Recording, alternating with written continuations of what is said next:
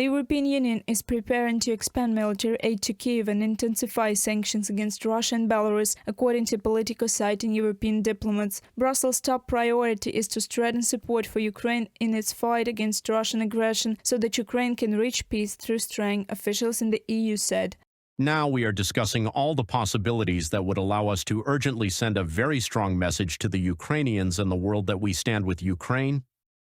On February 24th, marking the third anniversary of Russia's full-scale invasion of Ukraine, the EU foreign ministers are set to unveil a new initiative to increase military support for Ukraine in Brussels. According to Politico, the new plan includes additional arms supplies to Ukraine, including artillery shells, air defense systems, and the training and equipment of entire brigades. The aid package could amount to 20 billion euros.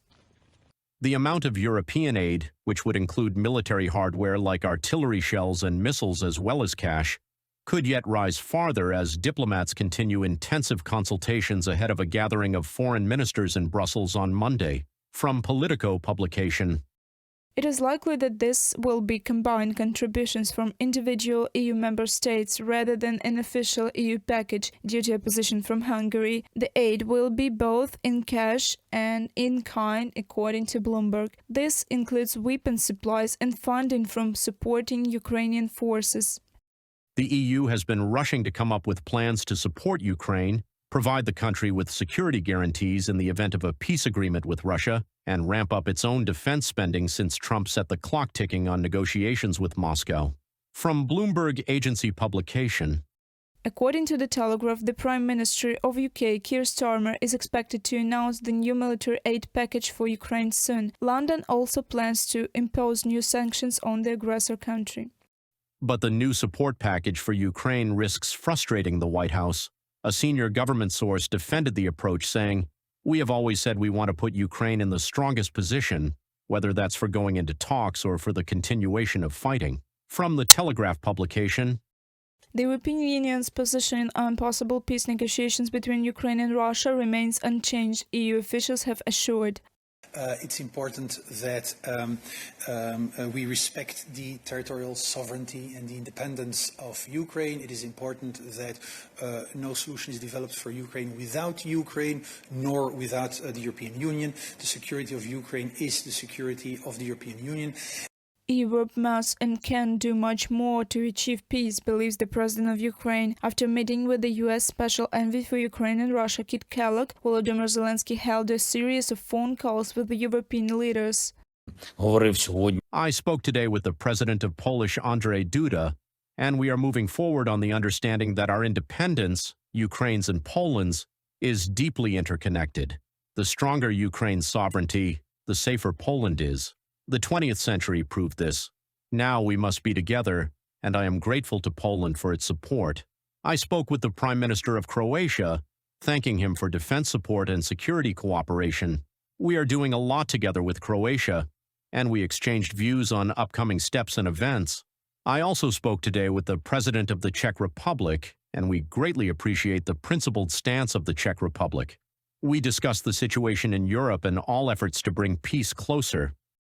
In the near future, the Prime Minister of the UK and the President of France will travel to Washington to meet with the US President. The main topics will be ending Russia's war against Ukraine and providing security guarantees for Kyiv. President Macron clearly believes that he can influence the decision-making process in the United States during this moment of crisis, a transatlantic crisis. We haven't seen such a moment in transatlantic history for a very long time.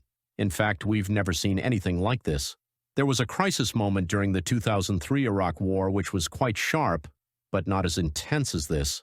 I think Macron believes he must play a historical role. Russia's war against Ukraine will be a key topic at the EU Foreign Affairs Council meeting on February 24th. The meeting is expected to announce the 16th package of sanctions against Russia. It was approved by the EU ambassadors on February 19th. Reported by Alexander Zaslavets, Natalia Husak, Volodymyr Stenhelyov, UATV News. Germany is prepared to train Ukrainian military personnel. According to Christian Freuding, head of the Special Staff for Ukraine at the German Ministry of Defense. He highlighted that German military instructors could significantly improve the operational efficiency of Ukrainian Armed Forces battalion and brigade-level headquarters. Currently, Kyiv and Berlin are discussing the duration of the training program, which could range from 2 to 6 weeks. Berlin believes it would be safer to conduct this training in Germany rather than in Ukraine. In Germany and across NATO member states in Europe, we have excellent training facilities with top-tier resources. Conducting training here allows us to focus on quality and safety, ensuring a higher level of effectiveness without the risks posed by operating in a conflict zone. Christian Froding, head of the Special Staff for Ukraine at the German Ministry of Defense, in a comment to the agency Ukrinform. To protect logistic hub supplying military aid to Ukraine, Germany plans to redeploy Patriot air defense systems to Poland in early 2025. These deployments expected to last up to 6 months. Follow Germany's earlier contributions between January and November 2023, when it stationed troops and 3 Patriot systems in Poland. Additionally, Berlin remains committed to supporting Ukraine's defense industry. We will continue to provide increased support to the Ukrainian defense industry and assist in its development, as this will increase the speed at which material is made available to the Ukrainian armed forces. And we will do this as a first step with income from windfall profits. Germany's Minister of Foreign Affairs Annalena Baerbock emphasized the need for greater European investment in defense, warning that every missile launched by Putin targets European security.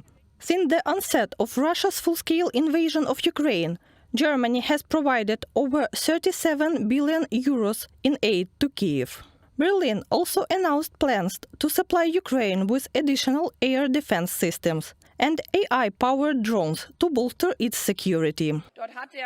2 more IRIS-T systems will be delivered to Ukraine by the end of the year. Other things are being prepared. The Defense Minister Boris Pistorius of Germany already made clear that we have begun the delivery of 4,000 AI-assisted drones, because this concerns the protection of our own peace. In early September, German Chancellor Olaf Scholz confirmed that Germany has ordered 17 IRIS-T air defense systems for Ukraine. However, Scholz has consistently opposed providing Kyiv with Taurus long-range missiles, a position he reiterated on November 30th.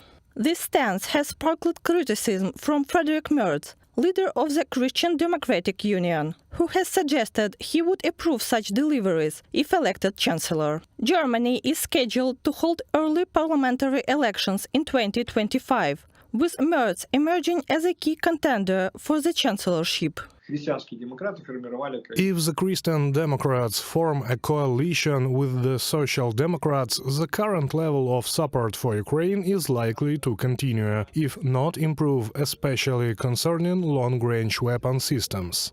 On November 20th, the German Ministry of Defense announced another military aid package for Ukraine, including drones, Panzerhaubitze 2000 self-propelled howitzers, and ammunition. Germany remains the second largest provider of military aid to Ukraine, following the United States. Reported by Bastun Katerina KD, UATV News.